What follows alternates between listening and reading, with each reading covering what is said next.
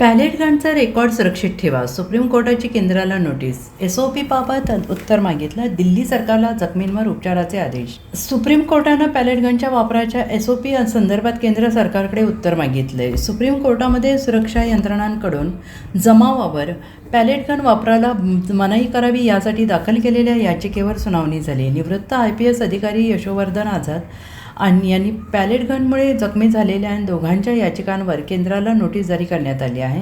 20 जुलै रोजी CJPनं संसद चलो मार्चचं आयोजन केलं होतं आणि यावेळी पॅलेट गनचा वापर आंदोलकांवर झालेला होता. सुप्रीम कोर्टाने केंद्र सरकारला निर्देश देताना म्हटले की आंदोलनादरम्यान जंतर मंतरवरील तैनात RAFच्या जवानांच्या शस्त्रसाठ्याचं रेकॉर्ड सुरक्षित ठेवलं जावं.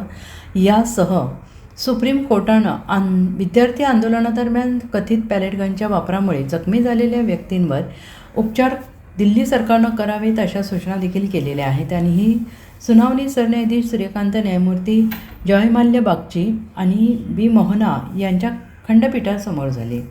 सुप्रीम कोर्टात पोलीस नियमानुसार अपवादात्मक स्थितीमध्ये पॅलेट गनच्या वापराची परवानगी आहे. जोपर्यंत नियमांमध्ये बदल केला जात नाही तोपर्यंत अशा प्रकारच्या शस्त्रांचा वापर अवैध मानता येणार नाही.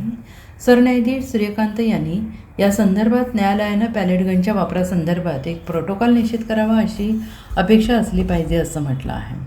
ब्युरो रिपोर्ट, SBN मराठी, नवी दिल्ली.